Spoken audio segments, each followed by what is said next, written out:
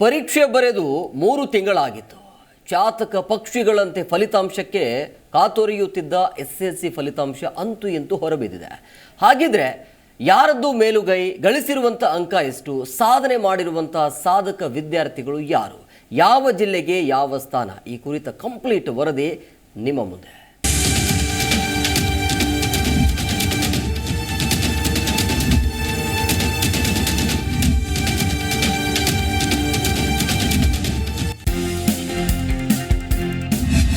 $8.69 ಲಕ್ಷ ವಿದ್ಯಾರ್ಥಿಗಳ ಭವಿಷ್ಯ ಹಾಡಿದ ಎಸ್ಎಸ್ಎಲ್ಸಿ ಬೋರ್ಡ್ ಈ ಬಾರಿ ಕೂಡ ಹೆಣ್ಣು ಮಕ್ಕಳದ್ದೇ ಮೇಲುಗೈ. ಉಡುಪಿ ಪ್ರಥಮ, ಯಾದಗಿರಿ ಜಿಲ್ಲೆಗೆ ಕೊನೆ ಸ್ಥಾನ. ಬರೋಬ್ಬರಿ 3 ತಿಂಗಳ ಬಳಿಕ ಎಸ್ಎಸ್ಎಲ್ಸಿ ಪರೀಕ್ಷೆ ಬರೆದಿದ್ದ ವಿದ್ಯಾರ್ಥಿಗಳಿಗೆ ಖುಷಿ ಸಿಕ್ಕಿದೆ. 2023-24ನೇ ಸಾಲಿನ ಎಸ್ಎಸ್ಎಲ್ಸಿ ಪರೀಕ್ಷೆಯ ಫಲಿತಾಂಶ ಗುರುವಾರ ಪ್ರಕಟವಾಗಿದೆ. ಪರೀಕ್ಷೆಯಲ್ಲಿ ತೇರ್ಗಡೆಯಾದ ವಿದ್ಯಾರ್ಥಿಗಳ ಸಂಖ್ಯೆಯಲ್ಲಿ ಉಡುಪಿ ಜಿಲ್ಲೆ ಪ್ರಥಮ ಸ್ಥಾನ ಪಡೆದಿದ್ರೆ, ದಕ್ಷಿಣ ಕನ್ನಡ ಜಿಲ್ಲೆಗೆ ದ್ವಿತೀಯ ಸ್ಥಾನ ದೊರೆತಿದೆ. ಪ್ರತಿ ಸಲದಂತೆ ಉತ್ತರ ಕರ್ನಾಟಕದ ಜಿಲ್ಲೆಗಳೇ ಕೊನೆ ಎಂಬಂತೆ ಈ ಬಾರಿಯೂ ಯಾದಗಿರಿ ಜಿಲ್ಲೆಗೆ ಕೊನೆಯ ಸ್ಥಾನ ಅಲಂಕರಿಸಿದೆ. ಉಡುಪಿ ಜಿಲ್ಲೆಯಲ್ಲಿ 94% ಫಲಿತಾಂಶ ಬಂದ್ರೆ, ಯಾದಗಿರಿ ಜಿಲ್ಲೆಗೆ 50.59% ಮೂಲಕ ಸ್ಥಾನ ಪಡೆದಿದೆ.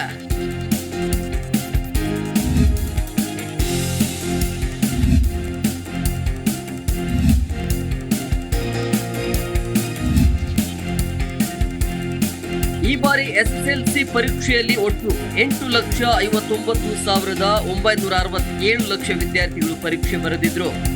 ಅದರಲ್ಲಿ 6,31,204 ವಿದ್ಯಾರ್ಥಿಗಳು ತೇರ್ಗಡೆ ಆಗಿದ್ದಾರೆ.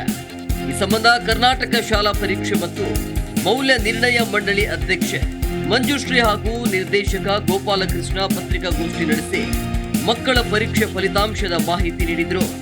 ಈ ವೇಳೆ ಶಾಲಾ ಶಿಕ್ಷಣ ಸಾಕ್ಷರತಾ ಇಲಾಖೆಯ ಪ್ರಧಾನ ಕಾರ್ಯದರ್ಶಿ ರಿತೇಶ್ ಸಿಂಗ್ ಸುದ್ದಿಗೋಷ್ಠಿಯಲ್ಲಿ ಭಾಗಿಯಾಗಿದ್ದರು. 35% ಇತ್ತು, ಅದನ್ನು 25%ಗೆ ಇಳಿಸಿ ಕೃಪಾಂಕದ ಪ್ರಮಾಣವನ್ನು 10%ಇಂದ 20%ಗೆ ಹೆಚ್ಚಿಸಲಾಗಿದೆ. ಈ ಕ್ರಮವನ್ನು ವಹಿಸಿದ ನಂತರ ಒಟ್ಟಾರೆ ಫಲಿತಾಂಶ 73.40 ಆಗಿದೆ. ಮತ್ತು ಈ ಕ್ರಮ ಏನಿದೆ ಅದು ಪರೀಕ್ಷೆ 1, 2, 3 ಎಕ್ಸಾಮಿನೇಷನ್ನಲ್ಲಿಯೂ ಕೂಡ ಇದನ್ನು ನಾವು ಅನುಸರಿಸ್ತೀವಿ. ಮತ್ತು ನಾವು ಈಗಾಗಲೇ ಪರೀಕ್ಷೆ 1, 2, 3 ಅನ್ನೋ ಒಂದು ಪದ್ಧತಿಯನ್ನು ಜಾರಿಗೆ ತಂದಿರೋದ್ರಿಂದ ಯಾವುದಾದ್ರೂ ಒಂದು ಪರೀಕ್ಷೆಯಲ್ಲಿ ಒಂದು ಸಬ್ಜೆಕ್ಟ್ನಲ್ಲಿ ವಿಷಯದಲ್ಲಿ ಸ್ಟೂಡೆಂಟು ಅನುತ್ತೀರ್ಣರಾಗಿದ್ದರೆ ಅದಕ್ಕೆ ನಾವು ನಾಟ್ ಕಂಪ್ಲೀಟೆಡ್ ಅಂತ ಪರಿಗಣಿಸಿ ಪರೀಕ್ಷೆ 1, 2, 3 ಆದ ನಂತರ 3 ಪರೀಕ್ಷೆಗಳಲ್ಲಿ ಯಾವ ಪರೀಕ್ಷೆಯಲ್ಲಿ ಗರಿಷ್ಠ ಅಂಕಗಳನ್ನ ವಿದ್ಯಾರ್ಥಿ ಪಡ್ಕೊಂಡಿರ್ತಾರೋ ಆ ಫಲಿತಾಂಶವನ್ನು ಅಂತಿಮ ಫಲಿತಾಂಶ ಅಂತ 3 ಪರೀಕ್ಷೆಗಳು ಆದ ನಂತರ ನಾವು ಪ್ರಕಟಣೆಯನ್ನು ಮಾಡ್ತೀವಿ. ಅದಲ್ಲದೆ ಕೂಡ ಈಗ ಯಾರು ಅವರ ಯಾವ ವಿದ್ಯಾರ್ಥಿಗಳು ಅವರ ಅಂಕಗಳನ್ನ ಉತ್ತಮಪಡಿಸ್ಕೊಳ್ಬೇಕು ಅಂತ ಇಚ್ಛೆ ಪಡ್ತಾರೆ ಮತ್ತು ಯಾವ ವಿದ್ಯಾರ್ಥಿಗಳು ಅನುತ್ತೀರ್ಣರಾಗಿದ್ದಾರೆ 1, 2 ಒಂದೇ ವಿದ್ಯಾರ್ಥಿಗೆ ಮಾತ್ರ ಬಂತು out of out mark. Grace marks ಇದ್ರೂ ಈ ಬಾರಿ ರಿಸಲ್ಟ್ ಅಲ್ಲಿ 10ರಷ್ಟು ಇಳಿಕೆ.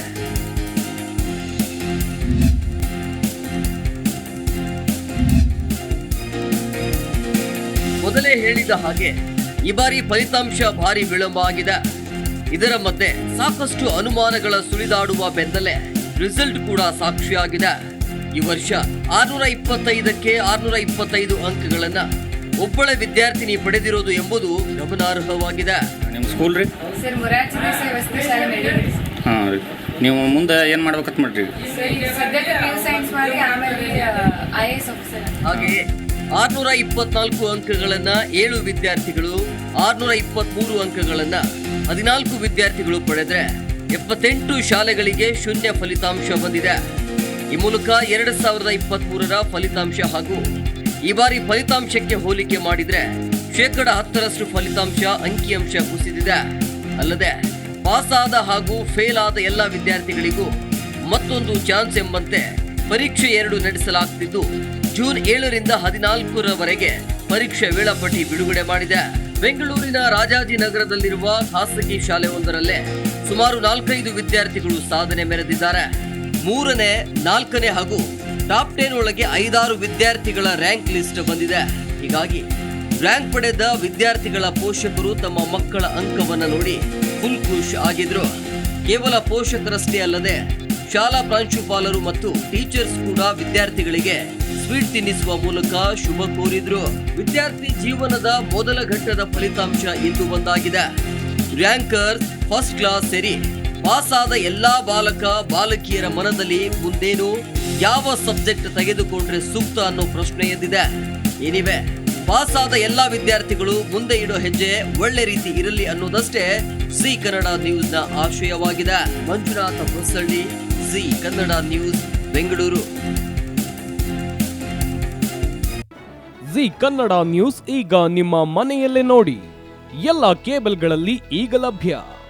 ಸನ್ direct 292, Jio TV 1334, U digital 162, city cable 51, GTPL 17, Abhishek cables 821, rock line telecommunication 51, Shri Basaveshwara number 60, Vinayaka digital number 53, in digital number 896ರಲ್ಲಿ.